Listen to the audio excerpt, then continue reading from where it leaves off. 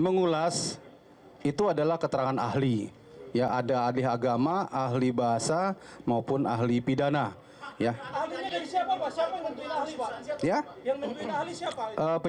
Penyidik menentukan siapa saja ahli yang akan dipanggil, tentunya dengan komposisi sesuai dengan ketentuan yang ada. Ya, siapa yang ahli bahasa, siapa agama, siapa yang pidana, dan tidak menutup kemungkinan juga dari pelapor maupun terlapor bisa menyampaikan saksi ahli yang menguntungkan bagi diri mereka. Ketentuan itu dasarnya apa, Pak, untuk memilih? Ada di KUHP ada.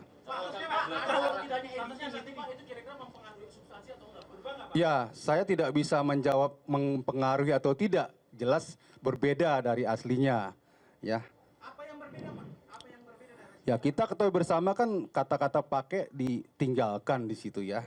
Nah, yang bisa mengulas ini ya saksi ahli nantinya. Pak, untuk proses questioning ini sudah selesai atau akan ada lagi sebelum ke case expose, Pak? Ya, sementara ini sudah selesai terhadap saudara Ahok ya. Jadi kemungkinan tidak dilanjutkan lagi pemeriksaannya sampai gelar perkara. Ya, yang lain masih belum. Pak, gelar perkara ini kan bertentangan ya, Pak ya? Nah, masalah gelar perkara terbuka ini memang pertama ya, pertama dilakukan, nanti kita juga akan membuat desainnya, akan membuat settingnya, dan sedang berjalan prosesnya ini.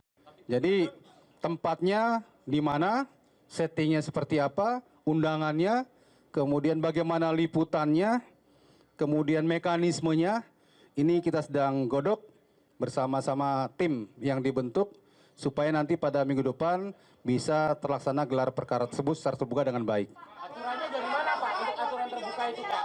Gelar terbuka waktu di mana, Pak? Ya. Video aslinya ada kata pakai.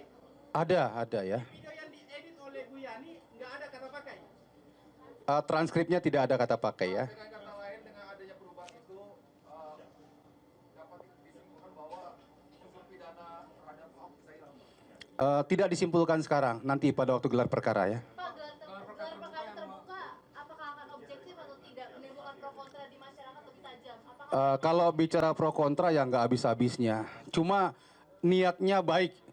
Ya, silakan semua bisa melihat dengan liputan yang ada, kemudian siapapun bisa berpendapat, namun harus berdasarkan fakta yang ada.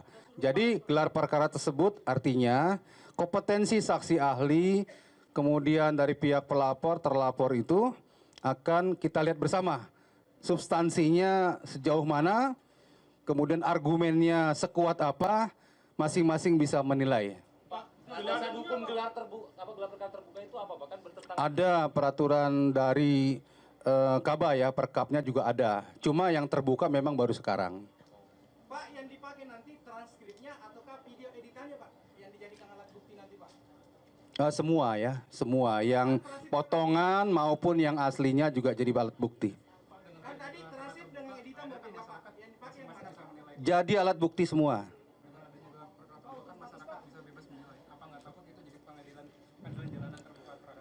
Menilai berpendapat boleh masyarakat ya terhadap gelar perkara terbuka ini. Cuma yang menyimpulkan kan penyidik nantinya dari hasil pendapat, dari hasil argumen yang keluar dari para saksi ahli, terlapor maupun pelapor. Pak, bukankah salah tidak salah itu yang bisa menguji adalah pengadilan, bukan gelar perkara. Lalu kalau kemudian gelar perkara ini terbuka, korelasi hukumnya bagaimana, Pak? Nggak sampai pengadilan ya, kita nggak bicara pengadilan, ini bicara gelar perkara. Gelar perkara ini nanti akan menyimpulkan, ini kan masih penyelidikan. Nanti gelar perkara akan menyimpulkan apakah ada tindak pidana atau tidak. Ya, itu dulu. Yang lain kita tunggu saja pada waktu para ahli ini berpendapat di situ.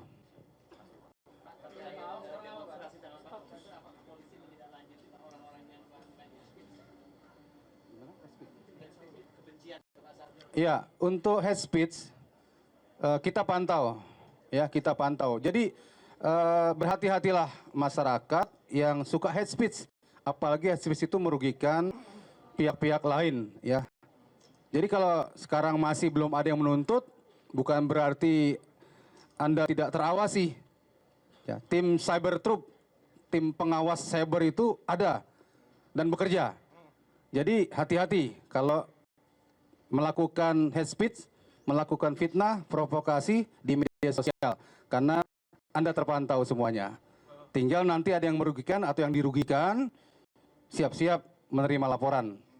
Pak Kriwanto, selama ini belum pernah ada gelar terbuka. Ini artinya tidak lazim.